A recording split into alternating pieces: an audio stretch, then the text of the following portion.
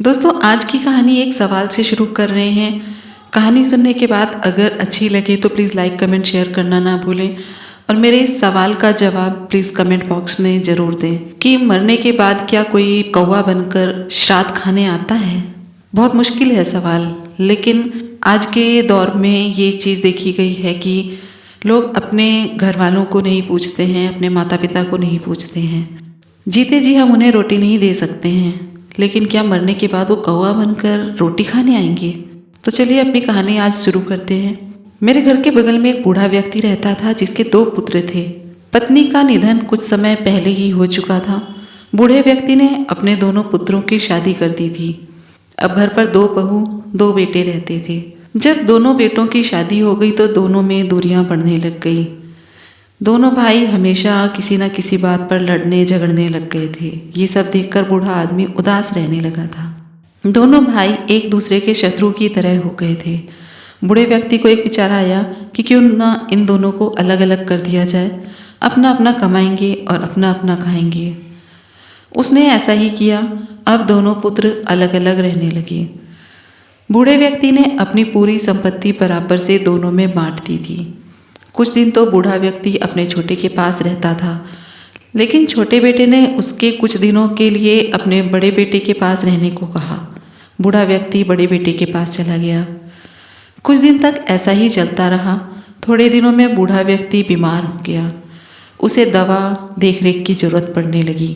अब उसकी सेवा करने के लिए दोनों में से कोई भी आगे नहीं बढ़ रहा था। बूढ़ा व्यक्ति एक अलग कुटिया सी बनाकर उसमें रहने लग गया था। दोनों पुत्रों में से कोई भी बूढ़े व्यक्ति को देखने नहीं चाहता था कि वो किस हाल में है, कुछ खाया है कि नहीं खाया है, कुछ पिया है कि नहीं पिया है।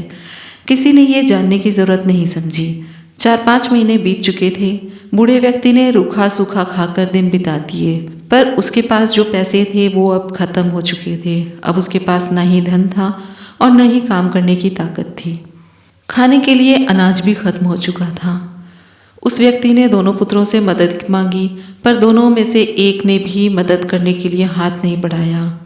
बूढ़ा व्यक्ति पुत्रों की बात सुनकर वापस अपनी कुटिया में लौट आया। 4-5 दिन तो उसने पानी पीकर बिता लिए, लेकिन लगातार भोजन न मिलने के कारण एक दिन उसकी मौत हो गई। ये बात उसके दोनों पुत्रों को पता चली तो दोनों पुत्र उसके पास आए और रोने लगे, जिन्हें देखकर और लोग भी रोने लगे। सभी की आंखों में आंसू आ गए थे। अब उसके अंतिम संस्कार की तैयारी होने लगी थी। दोनों पुत्रों ने मिलकर अंतिम संस्कार किया और सब अपने अपने घर को लौट आए। 13 दिन बाद उसकी तिरामी होना निश्चित हुआ। दोनों ने मिलकर तिरामी के काम को करने की बात की कि जितना भी पैसा लगेगा दोनों आधा आधा बांट लेंगे। अब उसकी तिरामी का दिन था। कई प्रकार के पकवान बनाए गए थे। सभी लोग भोजन करने आ रहे थे। मैं भी गई उनके यहाँ भोजन करने के लिए, लेकिन जब वहाँ पर पहुँचकर देखा तो सब लोग भोजन करने से पहले उस व्यक्ति के लिए थोड़ा सा भोजन बाहर निकाल दे रहे थे। ये सब नज़ारा देखने के बाद मुझे इस बात समझ में आई कि अगर यही भोजन उसके जीवित रहने पर उसे मिला होता तो वह व्यक्ति शायद भूखा नहीं मरा होता। सोचने वाली बात यही है कि वही पुत्र उसके जीवित रहने पर उसकी भूख मिटाने के लिए उसे 2 निवाला नहीं दे सके और उसके मरने के बाद हजारों को स्वादिष्ट भोजन करा रहे हैं। किसी की भावनाओं या किसी के दिल को ठेस पहुंचाने के लिए ये पोस्ट नहीं किया है, बस इसलिए पोस्ट किया है क्योंकि बहुत से लोग हैं जो भूखे मरते हैं, जिनके पास खाने को नहीं होता। तो यही अगर खाना हम उनको जीते जी खिलाएं या किसी भूखे को खिलाएं तो इसे हम श्राद्ध कह सकते हैं। किसी ज़रूरतमंद की ज़रूरत पूरी हो तो उसे हम श्राद्ध कह सकते हैं।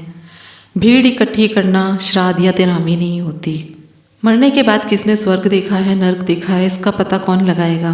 लेकिन जो माँ बाप हमारे सामने बैठे हैं उनकी सेवा करके हम उन्हें जीते जी स्वर्ग में बैठा सकते हैं। यही उनके लिए स्वर्ग होगा और यही उनके लिए श्राद्ध।